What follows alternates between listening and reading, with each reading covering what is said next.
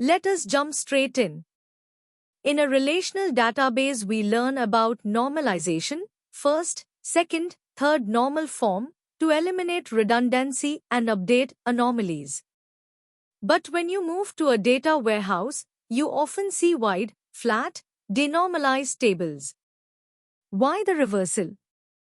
When do you normalize, and when do you deliberately denormalize? The distinction really comes down to what the system is optimized for. In an OLTP database, you are writing frequently, and you need update anomalies to be impossible. If a customer moves cities, you want to update one row in one table, not 10,000 rows in an orders table. So normalization protects write correctness there. In a warehouse, the situation flips. Data is typically written once and read many times by analysts running aggregations. Those analysts should not need to know the join path between 7 tables just to get revenue by region. And crucially, the storage argument for normalization largely disappears in a columnar warehouse. A repeated string like a country code compresses to a dictionary of unique values plus integer pointers. So the actual bytes on disk are minimal. The practical outcome is that warehouse teams land on something like a star schema, a central fact table of measurable events surrounded by flat dimension tables. And analysts can answer 90% of questions with at most one join per dimension. So you are saying storage is nearly free in a columnar store. Does that mean you would always prefer a single giant flat table over even a star schema? It is tempting, and for a single dominant fact with heavy self-serve by use, I would lean toward it. A one big table model has the simplest query surface and the fewest opportunities for analysts to join incorrectly and get fan-out. But once you have multiple fact tables sharing the same dimensions, say, both an orders fact and a returns fact, both referring to the same customer and product dimensions, you either duplicate all that dimension logic into 2 giant tables, or you maintain one shared dimension and join in. That is exactly the star schema argument. So my rule of thumb: one big table when there is one dominant fact. Star schema when dimensions are reused across multiple facts. Got it. Related question: what is the practical role of primary and foreign key constraints in a warehouse versus in a production database? Do you enforce them? In a production OLTP database, constraints are actively enforced by the engine. An insert that violates a foreign key gets rejected, which protects data integrity under concurrent writes. In a warehouse like Snowflake or BigQuery, primary and foreign key constraints exist, but are typically declared as informational only and not actually enforced at write time. Snowflake calls them not enforced. They are hints to the optimizer, which can use them to prune joins when it knows a foreign key relationship is guaranteed. So you do declare them, but you rely on your ETL logic and DBT tests to actually verify uniqueness and referential integrity rather than the engine doing it automatically. If I want to confirm there are no duplicate order IDs in a fact table, I run a DBT unique test on it in CI. Makes sense. Let us talk about OLTP versus OLAP more broadly. If someone asks you why they cannot just run their monthly revenue report directly against the production PostgreSQL database, what do you tell them? A few things happen simultaneously, and none of them are good. First, a full table scan over months of orders reads every row sequentially, which evicts the hot OLTP pages from the database buffer cache, pages that the application needs to serve actual user requests quickly. Second, the scan itself saturates disk IPO so other queries slow down. Third, depending on isolation level, you may be holding shared locks that block concurrent writes. And the fundamental architectural issue is that PostgreSQL stores data row by row. So scanning for revenue means reading every column of every row, even though you only care about one column. A columnar warehouse like Snowflake reads only the revenue column, literally skipping all the other data. So even ignoring contention, the query is structurally slower on row storage for that access pattern. The standard solution is to replicate data to a dedicated analytical system via CDC or batch ELT and do the heavy reporting there. Good. Quick SQL thought question. Imagine you have a fact orders table with one row per order, and you join it to a promotions table where a single order can belong to multiple promotions. What happens to your row count, and how would you catch that bug? That is a join fanout problem.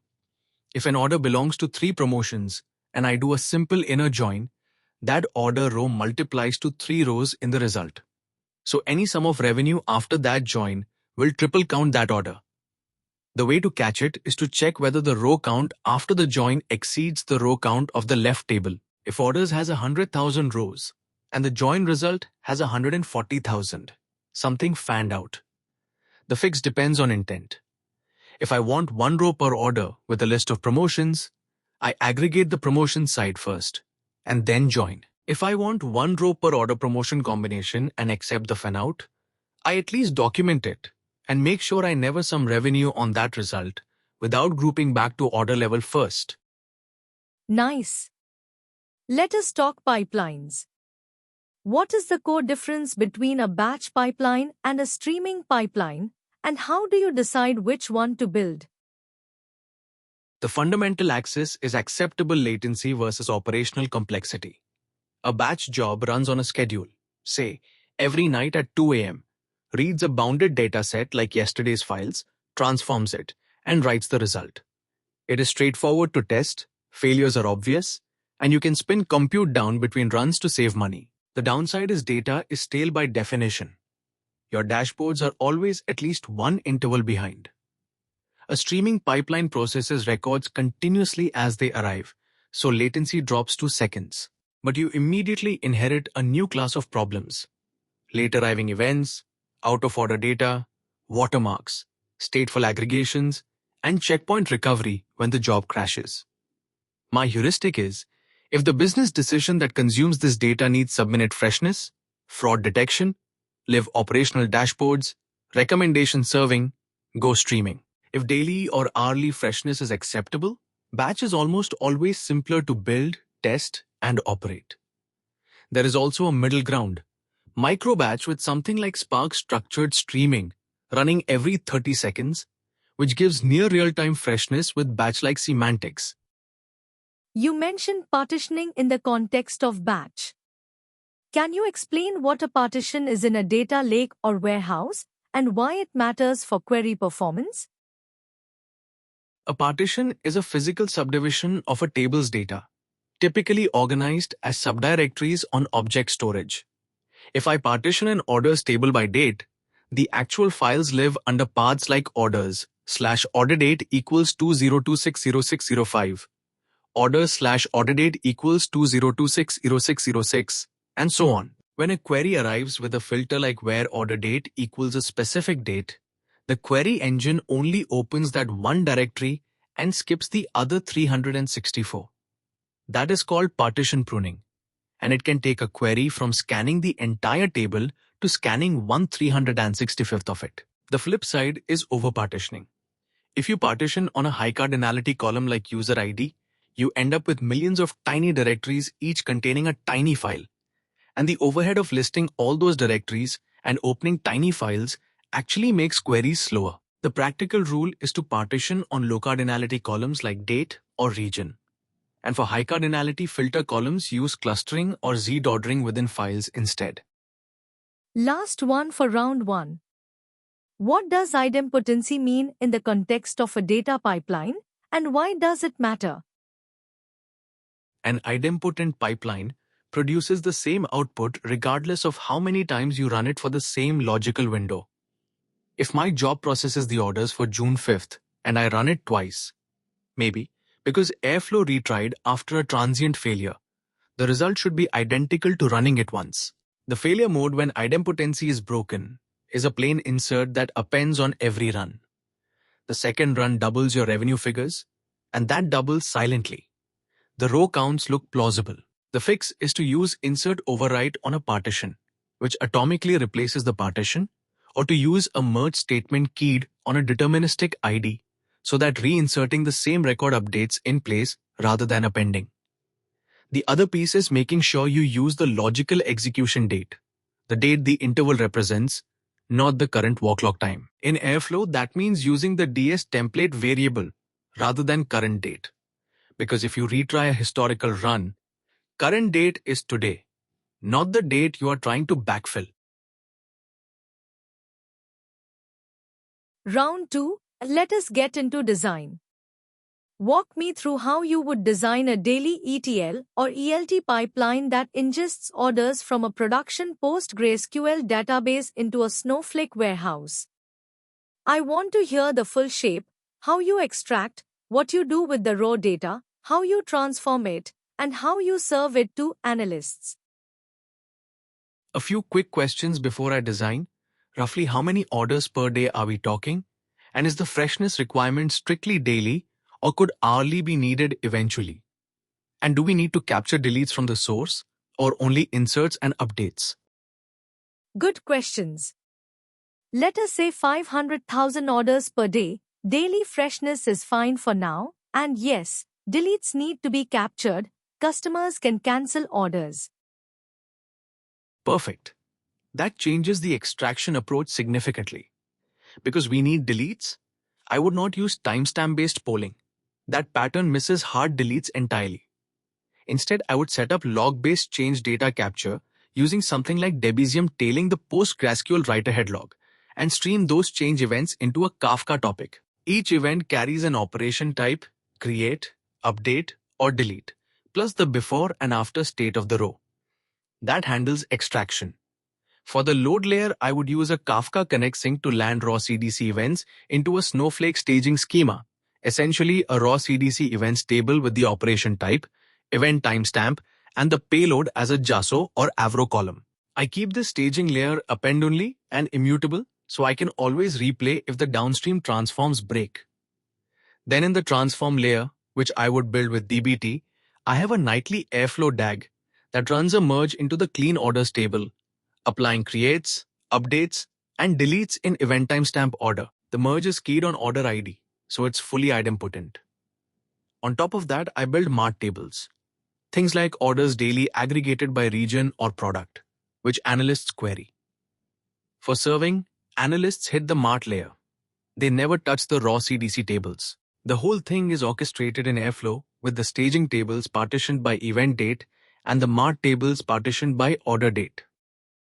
What happens when a day's worth of orders arrives late? Say, a mobile app was offline and users reconnect the next morning, sending yesterday's events 12 hours late. This is where idempotency pays off, because my merge is keyed on order ID, and I'm using insert overwrite on the mart partition by order date, not by processing date. A late event that arrives with order date of yesterday will correctly land in yesterday's partition when I reprocess it. The key is that I am always using the business event timestamp as my partition key, not the time I received the event. In practice, my Airflow DAG processes a window of the last 2 days rather than exactly 1 day. So it picks up late arrivals automatically within a 24-hour grace period. For events that arrive even later, say a mobile app is offline for 3 days, I would need to trigger a targeted backfill for the affected partition. Because the pipeline is idempotent, I can safely rerun any past date partition without risk of double counting. Good. For the warehouse layer, you mentioned a star schema. If someone on your team argued for a Snowflake schema instead, what is the actual difference and how would you push back or agree? In a star schema, each dimension is a single flat table. So dim product has every product attribute, including category, subcategory, brand, supplier country, all in one wide row. A Snowflake schema normalizes those dimensions further. Dim product holds a foreign key to a separate dim brand table and a separate dim supplier table. The argument for Snowflake is storage savings from eliminating repeated brand and supplier data. My counterargument is that in a columnar store with dictionary encoding, repeated strings like brand name or country compress to almost nothing. The storage savings are marginal, but the query cost is real. Every analyst query that needs brand name now requires an extra join. It makes queries more complex, harder for non-expert analysts to write, and gives the optimizer more join nodes to sequence. The one case where I would concede to a Snowflake schema is if a dimension has tens of millions of rows and a handful of attributes that genuinely repeat billions of times. That is rare. But it exists in things like very large product catalogs with a small number of brand hierarchies. In the general case, star schema wins on simplicity and performance. Let us talk about slowly changing dimensions. A customer changes their shipping region from east to west. How does that change flow through your warehouse, and what are the implications for historical reporting? This is a classic SCD problem. If I do a type 1 update, override the customer's region in place, all historical fact rows that join to that customer will suddenly show west, even orders that were placed when the customer lived in the east. Revenue by region reports for last year become inaccurate retroactively. That is usually wrong. The correct approach for historical accuracy is type 2. When the customer moves, I close the existing dimension row by setting an expiry date of yesterday, and I insert a new row with the new region and an open expiry date. I usually use a sentinel value like 9999 for a currently active record. I also add a surrogate key for each version of the customer. Fact rows that were created while the customer was in the east already point to the east surrogate key. New fact rows point to the west surrogate key. So historical revenue by region reports remain accurate without any backfill. The cost is that the dimension table grows over time and joins become more complex. You must join on the surrogate key, not the natural customer ID, or you get fan out. Wait, I should clarify one thing. I said, I use a surrogate key. But actually the standard pattern is that each version of a customer gets a distinct surrogate key, while the natural customer ID stays the same across all versions. The fact table foreign key always points to the surrogate, which ties the fact to the right version of the customer at the time of the event. You have built this pipeline. How do you know the data coming out of it is actually correct? Walk me through a data quality layer. I think about quality checks in 3 layers that mirror the pipeline stages. At the raw ingestion layer, I check freshness first. Is the latest event timestamp within 2 hours of the current time? If not, something upstream broke, and I want to know before analysts notice a stale dashboard. I also check for any unexpected nulls on required fields like order ID or customer ID. And I validate that the daily record count is within a reasonable band of the trailing 30-day average. A 10% drop probably means the source silently stopped sending events.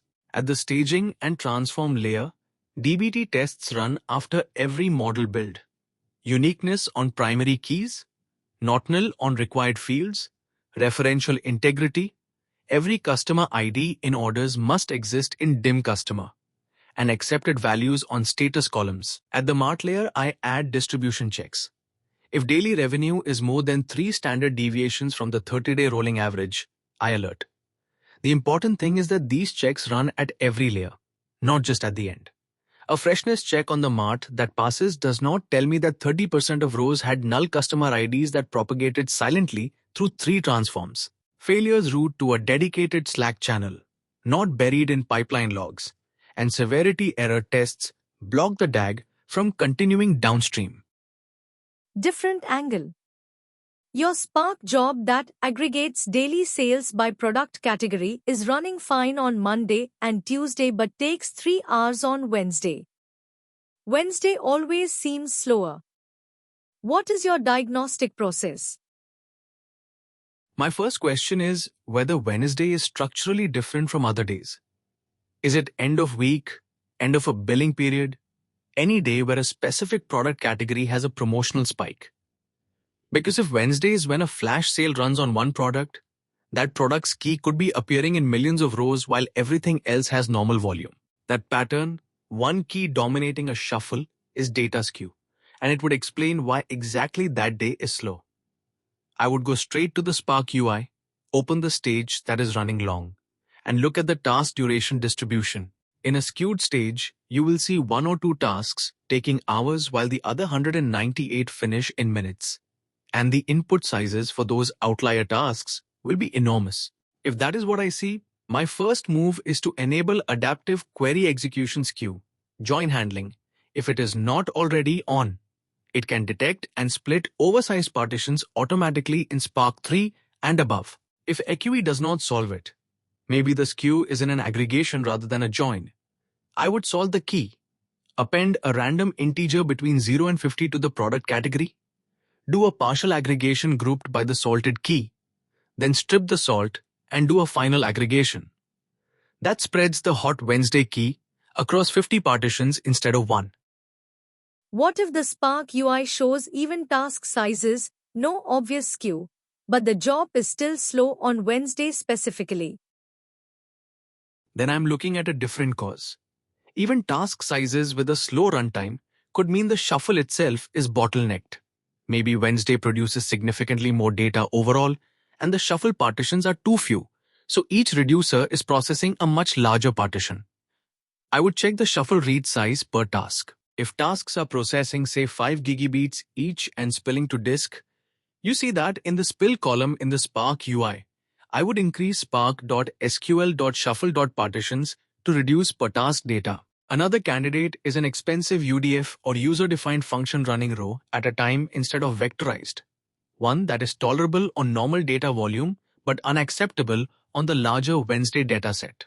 I would check the stage metrics for GC time. If garbage collection is consuming 20+% of task time, that often points to an unvectorized Python UDF generating excessive object churn. Last one before round 3. You need to backfill 6 months of historical data for a new MART table you just built. The Airflow DAG is set up and the logic is idempotent. What are the practical concerns before you kick it off? Before I run it, I want to estimate the compute cost and duration so I do not surprise anyone. 6 months of data at 500,000 orders per day is around 90 million rows. That is meaningful but not huge. I will do a rough estimate of how long a single day's run takes, multiply by 180 days, divide by the parallelism I can afford, and sanity check that against the Snowflake compute credit budget. The practical controls I set. Max active runs in Airflow to limit parallelism, maybe 10 concurrent DAG runs at a time, so I do not overwhelm the source database if anything reads from it. And so Snowflake credits do not spike in a way that triggers a cost alert. I also run the first 5 days of the backfill manually before kicking off the full range to verify the output looks correct before committing to the full 6 months. And I make sure the data quality checks are running in the backfill.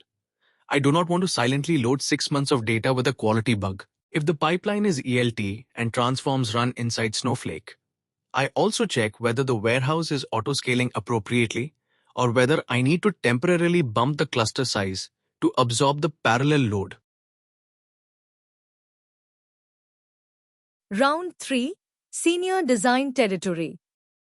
Design a streaming pipeline that ingests clickstream events from Kafka, aggregates them into per-user session counts in 5-minute windows, and writes results to a downstream analytics table. I specifically want you to talk about delivery guarantees. How close can you actually get to exactly once, and where does that guarantee break down? Let me understand the sink before I answer the exactly one's question, because the answer depends entirely on what the downstream analytics table is.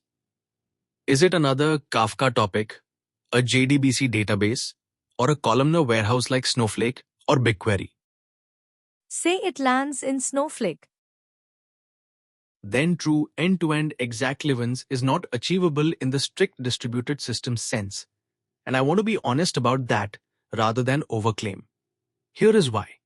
Exact livens in the engine, using Flink checkpointing with a two-phase commit sync, guarantees that within Flink, each event is processed exactly once, assuming consistent state snapshots. But Flink's Kafka to Kafka exact livens relies on Kafka's own transactional API. The moment you cross into a non-transactional sink like Snowflake's bulk loading interface, two-phase commit is not available. What you can achieve is at least one's delivery with an idempotent sync, which is functionally equivalent from the consumer's perspective. Here's the design. Flink reads from Kafka using the Kafka source with checkpointing enabled. So on restart, it replays from the last committed checkpoint offset. For the 5-minute tumbling window aggregation, I use event time with a watermark, say 10 seconds of allowable lateness, to handle slightly out-of-order clicks. The aggregated session count per user per window gets a deterministic composite key, user ID plus window start timestamp. I write to a Snowflake staging table using a merge keyed on that composite ID. If Flink restarts and replays the last checkpoint interval, the same events produce the same composite keys. The merge deduplicates them, and the downstream table is correct. The gap I am living with is the window from the last checkpoint to the crash.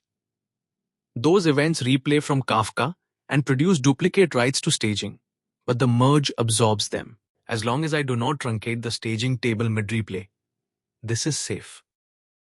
What about late arrivals that come after the watermark has passed and the window has already closed and been written?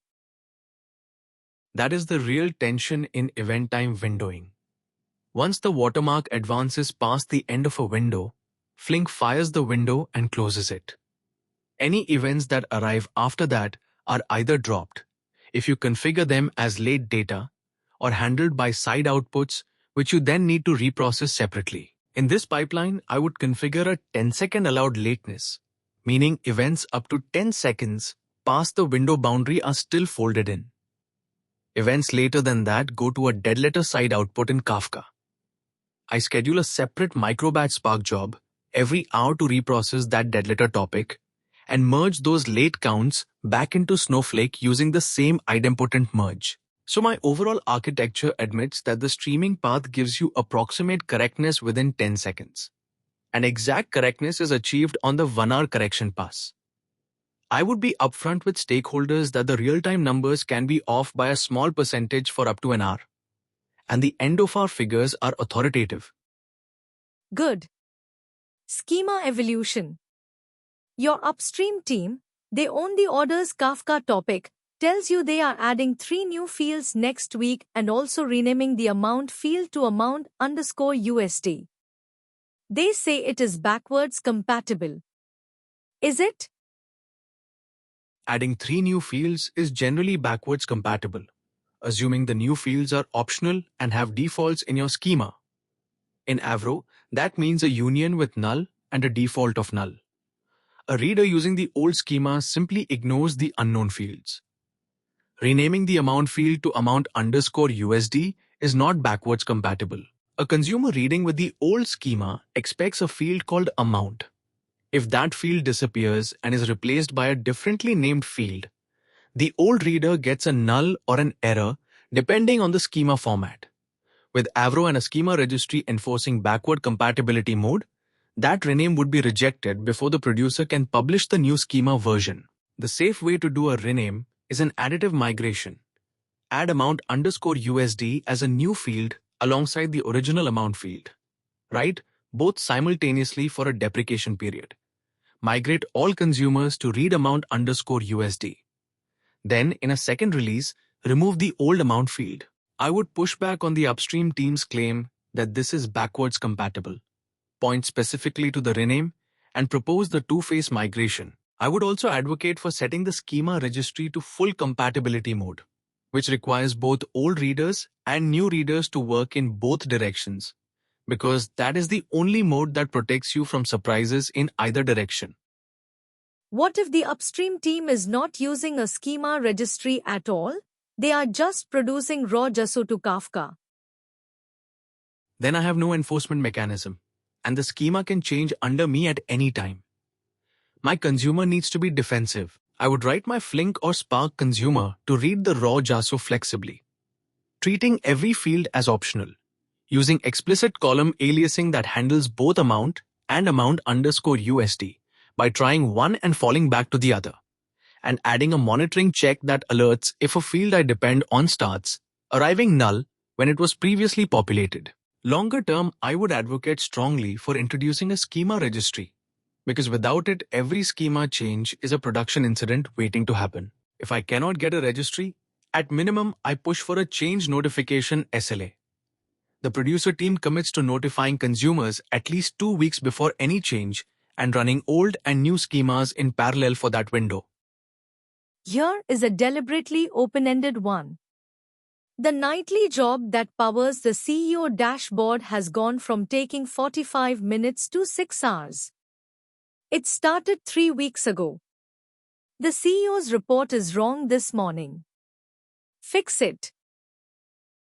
First, I separate the immediate issue from the investigation, because the CEO dashboard being wrong right now is higher priority than understanding root cause. If I have a last known good snapshot, say the pipeline succeeded 2 days ago before the degradation began, I restore that to the dashboard immediately, note the staleness, and communicate to stakeholders that we are serving data from the last successful run while we investigate.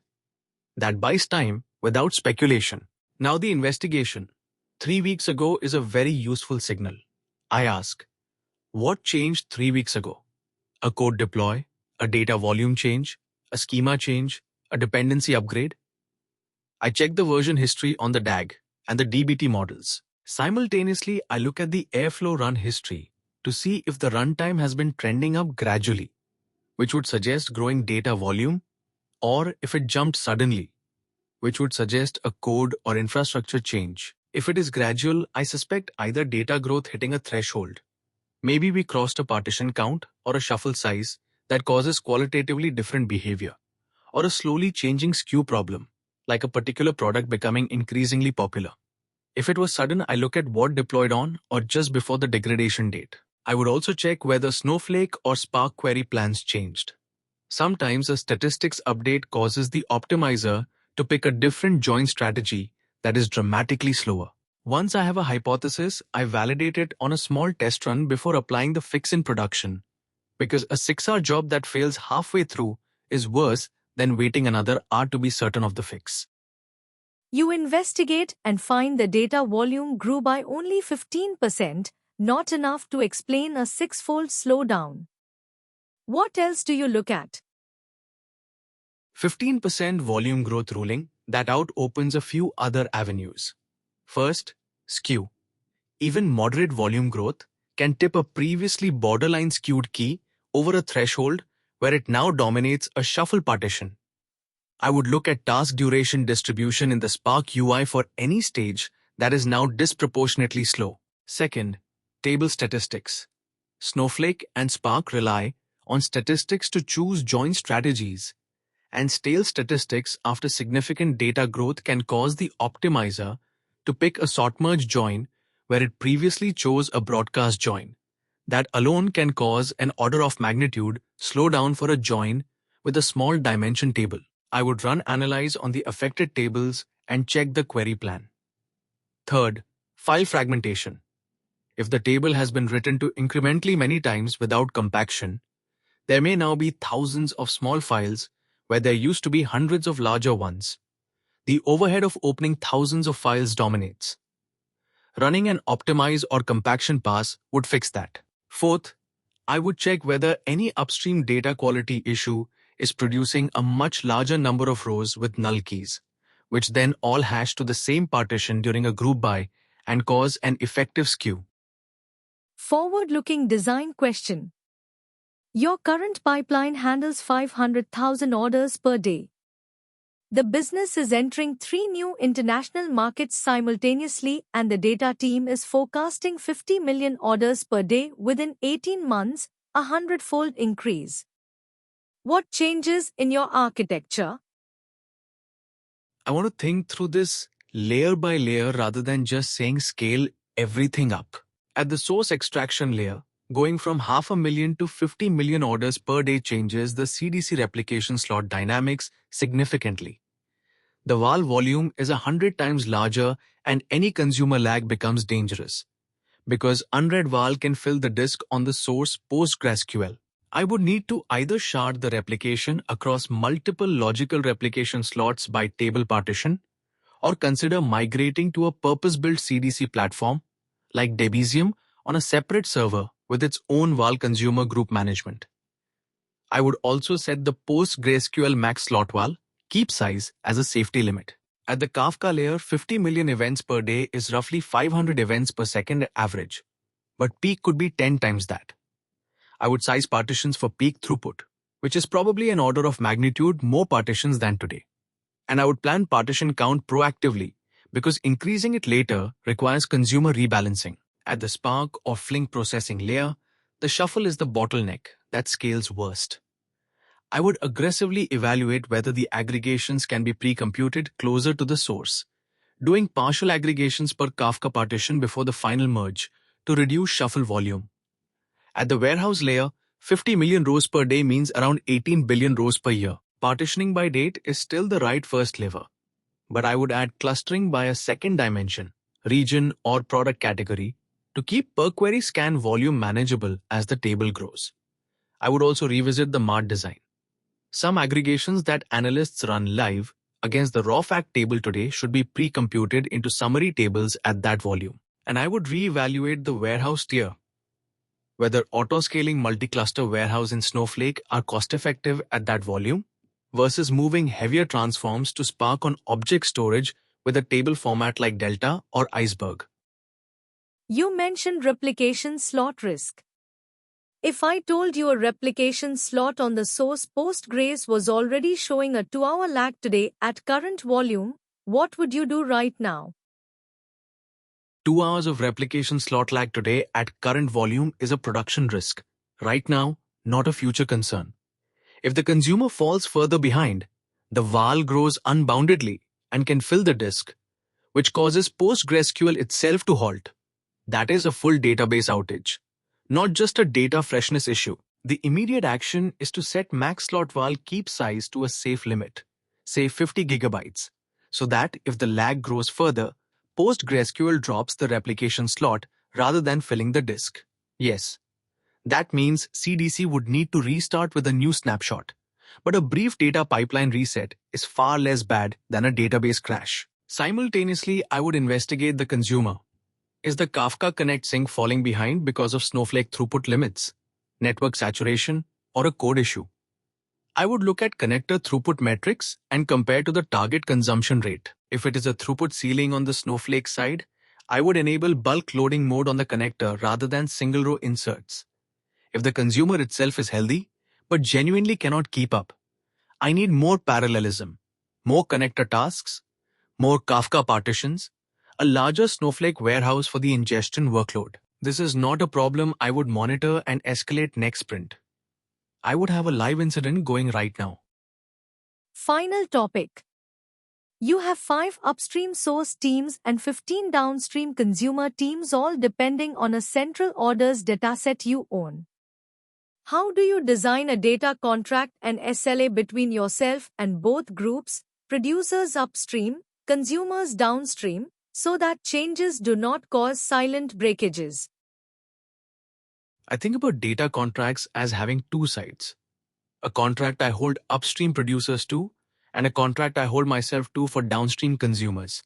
And the tooling and enforcement mechanisms are different for each. On the producer side, each of the 5 upstream teams owns a data contract document, ideally a YAML file in their repository, that declares the schema, column names, types, nullability, the semantics of each field, and a freshness SLA like delivered within 15 minutes of event creation. I integrate validation of that contract into their CI pipeline so that a pull request that renames a column or changes a type fails before it merges.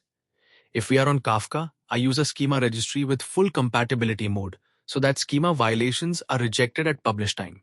I also run automated freshness and completeness checks against the raw ingestion tables every 15 minutes and alert the owning team if their SLA is breached. They own the resolution, not me. On the consumer side, I publish a data contract for the orders dataset I serve, the schema of the MART tables, the semantic definitions. For example, revenue underscore USD is net revenue after refunds, not gross. The update SLA, and a breaking change policy that says I commit to giving 2 weeks advance notice of any breaking change and running old and new schemas in parallel during that window. I enforce the schema on my side using DBT model contracts, So a model that removes a declared column or changes a type fails CI before it ships. For incident resolution, I run data observability checks, Monte Carlo or a home-built equivalent, that alert both me and the affected consumer teams within minutes of a freshness or distribution anomaly. The governance piece is just as important as the tooling. A regular forum where producers, my team, and consumer leads review contract health metrics and flag upcoming changes. Without that social layer, even perfect tooling gets bypassed when teams are under deadline pressure. One of the upstream teams says they cannot sign a schema contract because their product moves too fast and they need to iterate freely. How do you handle that? I start by reframing the conversation because that team's instinct, that contracts slow them down, is understandable but usually based on a misunderstanding of what the contract requires. A contract does not prohibit them from adding new fields or releasing new versions. It just requires backward compatible changes to be flagged in advance and breaking changes to go through a migration window. In practice, it might cost them an extra 2 days per breaking change. What I help them see is what they get in return.